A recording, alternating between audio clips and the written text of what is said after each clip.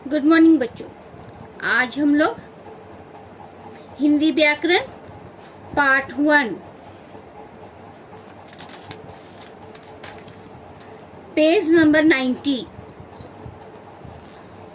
भाषा, लिपि, बोली और व्याकरण को पढ़ेंगे।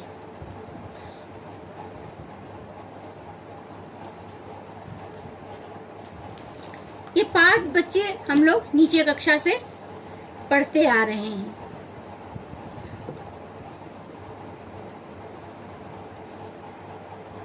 और इस पाठ के बारे में हम लोग भाषा के विषय में जानेंगे। मनुष्य जो है एक सामाजिक प्राणी है। वह अपने विचारों को दूसरों के सामने बोलकर या लिखकर व्यक्त करता है और दूसरे के विचारों को सुनकर या पढ़कर समझता है। इस प्रकार विचारों एवं भावों का आदान प्रदान भाषा के माध्यम से ही संभव होता है। अब हम लोग भाषा की परिभाषा को देखेंगे। भाषा वह माध्यम है जिसके द्वारा मन के भावों और विचारों को प्रकट किया जाता है तथा दूसरे के भावों और विचारों को जाना जाता है। भाषा के रूप, भाषा के दो रूप हैं। पहला मौखिक भाषा, दूसरा लिखित रूप। यह भाषा का मूल रूप है। भाषा का सही रूप जो है स्वाभाविक एवं व्यापक होता है। बच्चा अपने घर परिवार या आसपास के वातावरण से जो कुछ सीखता है उसे भाषा का मौखिक रूप कहते हैं। भाषा के इस रूप का प्रयोग अनपढ़ लोग भी बहुत ही सरलता से करते हैं और वह इस रूप का विचारों का आदान प्रदान बोलकर और सुनकर कर सकते हैं। इस प्रकार हम भाषा को मौखिक भाषा का परिभाषा को देखेंगे। भाषा की जिस रूप से मन के भावों और विचारों का आदान प्रदान बोलकर और सुनकर किया जाता है उसे मौखिक भाषा कहते हैं। यहाँ पर देखिए, हम अगले सप्ताह ताजमहल देखने जाएंगे, अध्यापिका ने कहा। यह वाक्य भाषा का मौखिक रूप है।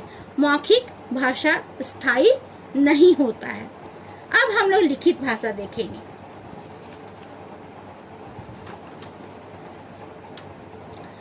यह भाषा का वह शास्त्रीय रूप है। भाषा के इस रूप के अभ्यास के द्वारा ही सीखा जाता है। अनपढ़ व्यक्ति जो है लिखित भाषा का प्रयोग नहीं कर सकते हैं। भाषा के इस रूप में हम अपने विचारों को लिखकर प्रकट करते हैं तथा दूसरे के विचारों को पढ़कर समझते हैं। यहाँ पर लिखित भाषा का इस प्रकार परिभाषित किया गया है।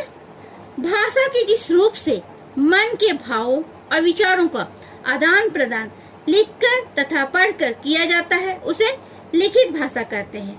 जैसे यहाँ पर देखिए, दुकानों के नाम, पट, समाचार पत्र, पुस्तकें, पत्र, पोस्टर, इश्तिहार आदि भाषा के लिखित रूप हैं।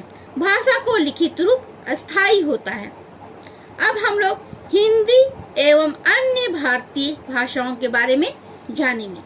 हिंदी भारत की राष्ट्रभाषा बनने के सभी गुणों से युक्त है। इसे देश के प्रत्येक भाग में बोला और समझा जाता है। देश में हिंदी ही सबसे अधिक बोली जाने वाली भाषा है। जैसा कि हम लोग जानते हैं कि संसार में जो है अनेक भाषाएं बोली जाती है।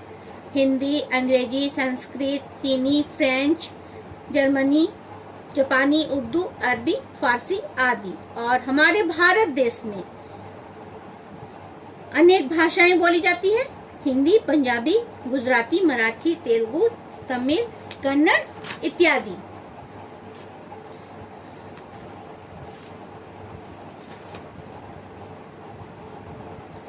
देश के अधिकांश लोगों का द्वारा बोली या समझी जाने वाली भाषा जो है राष्ट्रभाषा है। ये हिंदी हमारी देश की राष्ट्रभाषा है। और मातृभाषा जो है, जो बच्चा बालक अपने परिवार के सदस्यों से सीखता है उसे मातृभाषा कहते हैं। यहाँ पर देखिए, आपके पाठ में दी गई है। भारत सरकार ने 14 सितंबर 1949 को इसे देश की राष्ट्रभाषा के रूप में स्वीकार किया था। इस प्रकार यह सरकारी कामकाज की भाषा बन गई। हिंदी इन प्रांतों की राजभाषा है। उत्तराखंड, झारखंड, उत्तराखंड, उत्तर प्रदेश, झारखंड, उत्तराखंड, मध्य प्रदेश, हरियाणा, हिमाचल प्रदेश, छत्तीसगढ़, चंडीगढ़, राजस्थान, दिल्ली, अंडमान निकोबार। यहाँ पर प्राय हिंदी में ही कामकाज होता है और भारत में भी अन्य भाषाओं को भी मान्यता दी गई है, जैसे आसामी है, पंजाबी, गुजराती, कन्नड़, कश्मीरी, कोंकणी, मलयालम, मणिपुरी, मराठी, नेपाली, उड़िया, पंजाबी, संस्कृत, उर्दू, सिंधी, तमिल, तेलुगु, बोडो, डोंगरी, मैथिली तथा संथाली। स्वतंत्रता के पश्चात हिंदी सहित सभी भारतीय भाषाओं का तेजी से विकास हुआ। अब हम लोग लिपि को देखेंगे।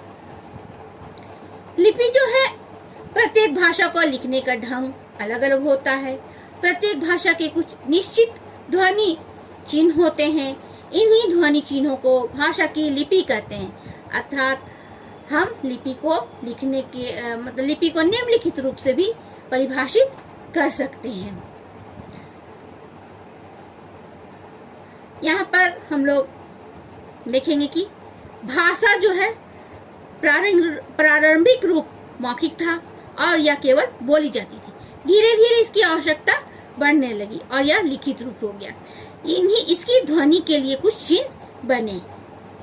भाषा की ध्वनियों को जिन चिन्हों के द्वारा लिखा जाता है उसे लिपि कहते हैं। भाषा के लिखने के ढंग को लिपि कहते हैं। विश्व की समस्त भाषाओं में अपनी अपनी लिपियां हैं। संस्कृत, हिंदी, गुजराती, नेपाली भाषाओं की लिपि देवनागरी, पंजाबी भाषा गुरुमुखी में लिखी जाती है, उर्दू की लिपि फारसी में और अंग्रेजी रोमन लिपि में लिखी जाती है और मराठी की लिपि मोदी है।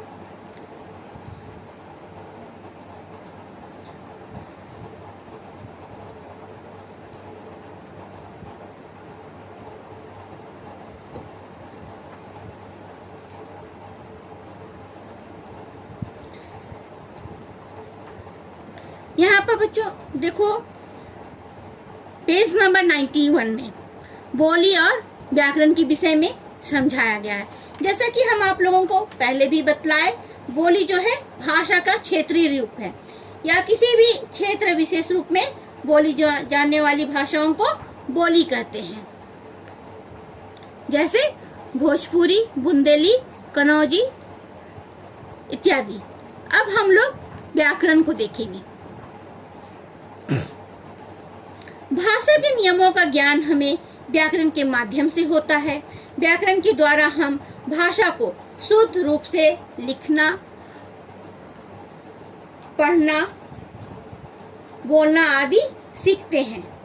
यहाँ पर देखिए, यहाँ पर बतलाया जा रहा है कि 4 आदमी उधर जा रही थी।